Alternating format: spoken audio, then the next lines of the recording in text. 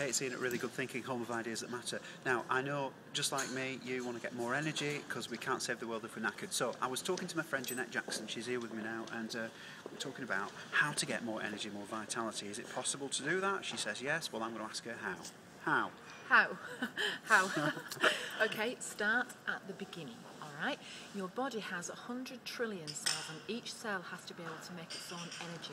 It does that by primarily burning fats and carbohydrates. You've got to give your body the core nutrients. If I gave you now some rhubarb and some pastry and asked you to make me an apple pie, can you do that? No. Exactly.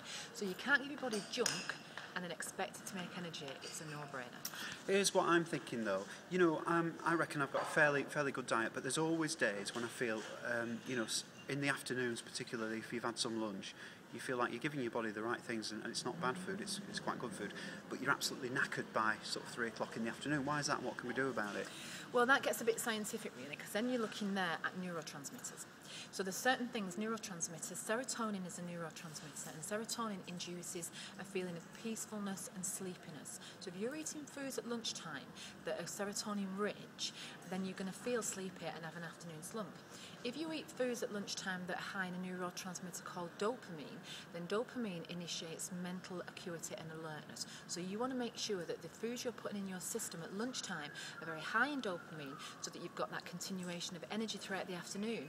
And then in the evening, when you're wanting to feel sleepy and tired, you have a diet that is high in serotonin, and I'll show you how to do that. Right, go on then, because I need to know what these things are. Because if I'm eating pie and chips for my lunch, and a pint, right, which I like doing, you know, right, is that going to make me more tired than something else? Right, first of all, you're not having a pie and chips and a pint for your lunch. Well, I do sometimes. Well, sometimes, yeah, but the thing is, sometimes, all right, every now and again. Actually, look, I'm having a pint right now as we're talking about nutrition and stuff. Yeah, but anyway, and show mine. Yours is all right. Yours is water. So you've got more vitality than me. Go on then. Nutritionists do practice what she preaches. Right? Having a pie and chips and a pint, right, you're not going to get any, or very, very little nutritional value out of that. So I'm knocking that one on the head, right? I'm talking here about city slickers, people who are professional people that need to have optimum nutrition to allow them to work at peak performance. That's what I'm after here now, right? Yeah, well, I need that as well, and I'm not a city slicker. Exactly. Well, not when you're having a meeting with me. Anyway, so listen, it's all about the brain. It's about the blood-brain barrier. So, an ideal lunch that will provide you with dopamine and mental acuity for the rest of the afternoon will be something like a tuna salad.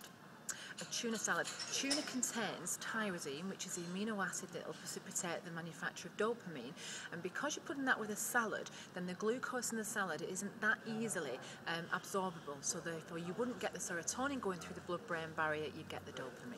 Right, this is really fascinating, and I'm going to stop the video now because we want to do shorter chunks, but I want to know all about this. So what you're saying is we've got to work with our brain chemistry, we've got to work with our body chemistry to get this vitality. We'll learn more about that in the next video. Fantastic, see you there. Ian Aspin, think better, feel better. Take an aspirin. See you later, bye.